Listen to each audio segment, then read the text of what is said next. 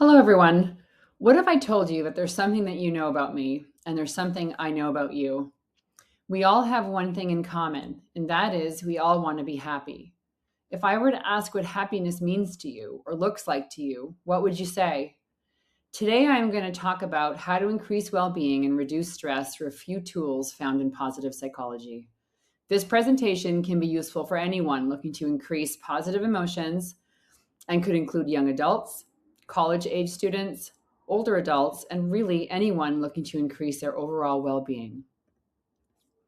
By the end of this presentation, my goal is that you'll have a broad understanding of what positive psychology is and have concrete tools that you can use to increase your own personal well being and decrease stress. So, what is positive psychology? When you think about the field of psychology, what do you think of, or what's the first thing that comes to mind? Typically, the study of psychology focuses on pathology, or in other words, what is wrong with us.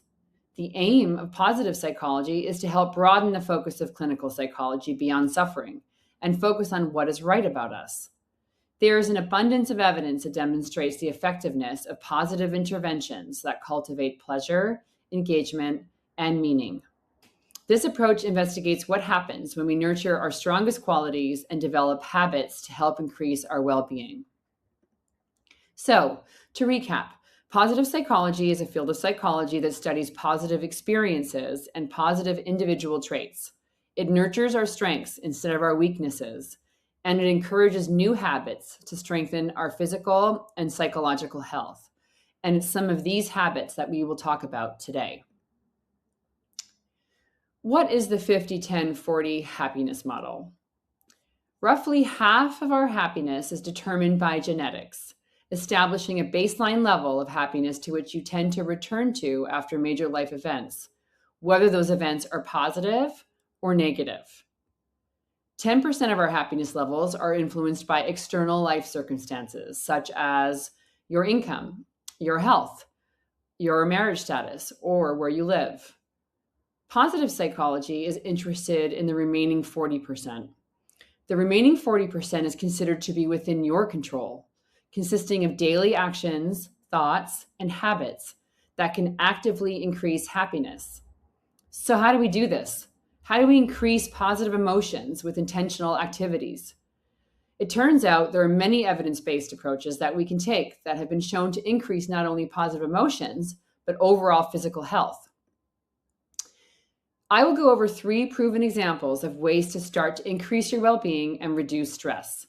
The first example that I will discuss is creating a gratitude practice. Next, I'll explain the benefits of spending time in nature.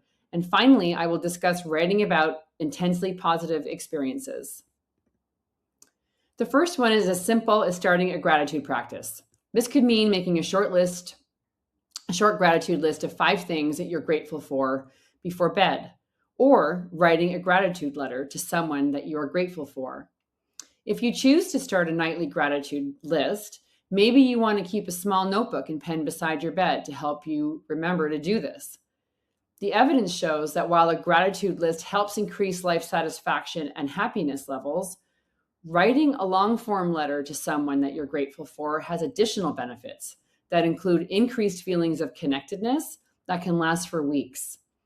So, what this would look like is sitting down and writing a letter to someone, anyone, that you're grateful for any reason, big or small, and then reading them that letter. Another way to increase positive emotions is by spending time in nature. This means going for a walk in a park instead of through city streets, or simply sitting in a natural environment, any natural environment, including a backyard or a patio. Evidence shows that spending time in nature not only has positive impacts on mood, but physical impacts like decreases in blood pressure and reduces cortisol levels. The last example that I will discuss is writing about an intensely positive experience. I will challenge you to write about an intensely positive experience that you have had for 3 days in a row for 20 minutes. The experience can be anything that brought you joy: a museum visit, a vacation, a concert, a special meal that you had, anything that comes to mind. A study of 90 undergraduate students found that writing about intensely positive experiences did more than just boost mood. it actually improved their physical health. Participants in the study group required fewer health center visits for illness in the following weeks compared to the control group. These results are pretty incredible, and I challenge you to try this writing exercise to experience the benefits for yourself. Okay, so let's try this. Get out a piece of paper and a writing tool or anything that you feel comfortable writing with. For this activity, I will read you a prompt. After the prompt, you will have 20 minutes to write about an intensely positive experience that you've had. So here's the prompt.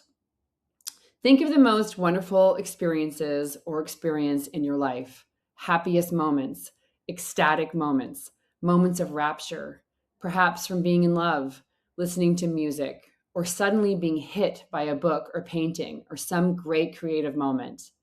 Choose one such experience or moment. Try to imagine yourself at that moment, including all the feelings and emotions associated with the experience. Now write about the experience in as much detail as possible, trying to include the feelings, thoughts, and emotions that were present at the time. Please try your best to re-experience the emotions involved. Okay, so now pause the presentation, set a timer for 20 minutes, and begin writing.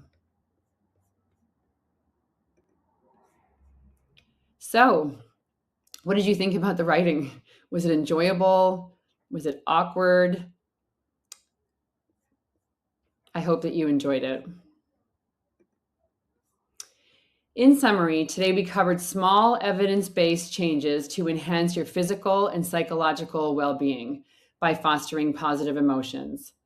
If you are interested in reading the research that supports what we discussed today in more detail, I've included all of the links in the last slide.